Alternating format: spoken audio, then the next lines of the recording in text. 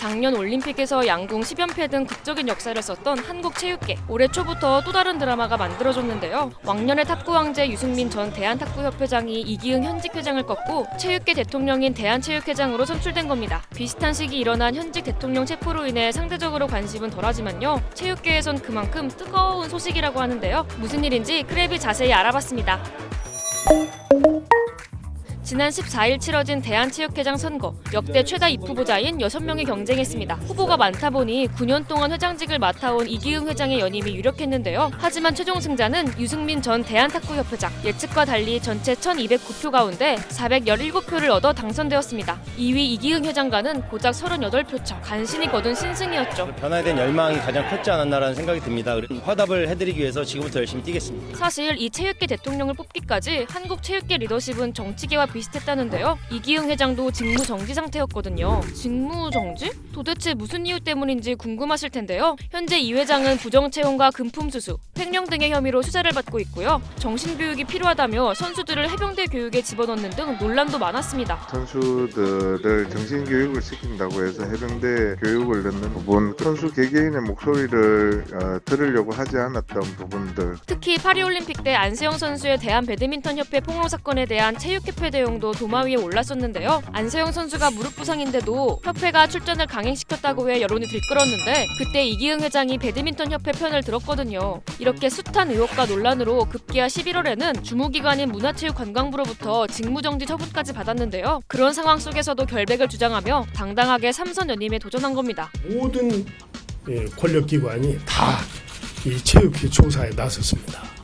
여기서 물러서면 모든 것을 인정하게 되는구나. 심지어 이 회장이 연임 자격 요건을 심사하는 스포츠 공정위원회에도 측근들을 포진시켜 사실상 셀프 심사라는 지적도 나왔죠. 비록 직무정지 상태라지만 이렇게 어마어마한 힘을 가지고 있고요. 6명의 후보들이 출마한 이상 표가 분산되어 이기흥 회장이 유리할 거란 예상이 지배적이었는데요. 뜻밖에도 70대의 이 회장을 상대로 42세의 유승민 당선인이 판을 뒤집은 겁니다. 역전의 명수라는 별명의 유승민 선수. 그의 현역 시절하면 많은 분들이 2004년 아테네 올림픽을 떠올리실 텐데요. 당시 상대 전적 0승 6패였던 세계 최강국 중국의 왕하오 선수를 상대로 극적인 금메달을 따냈었죠. 은퇴 이후에도 드라마 같은 승리는 계속되었는데요. 2016년 국제올림픽위원회 선수위원회 도전에서요. 모두의 예상을 깨고 국내 경선에서 진종호, 장미란 선수를 제쳤고요. 세계 무대에서는 23명의 후보들 중 2위를 차지하며 한국인으로서 두 번째 IOC 선수위원회 당선되었습니다. 그리고 이번 대한체육회장 선거에서도 이변을 일으켰는데요. 체육계가 변화보다는 안정을 추구하는 보수적인 성향이 강했기 때문에 기존의 회장한테 유리했던 부분인데 부작용이 있었으니 좀 창의적이고 이 공정성과 윤리성을 해결해 줄 수 있는 좀 젊은 색을 입혀보자. 역전의 명수라는 이름값을 톡톡히 했지만 이후 당선인의 미래는 그리 밝아 보이지만은 않습니다. 이기흥 회장과 문체부의 갈등으로 체육회 예산이 1,000억 원 정도 삭감된 상태거든요. 기분이 좋다기보다는 많은 책임감이 느껴집니다.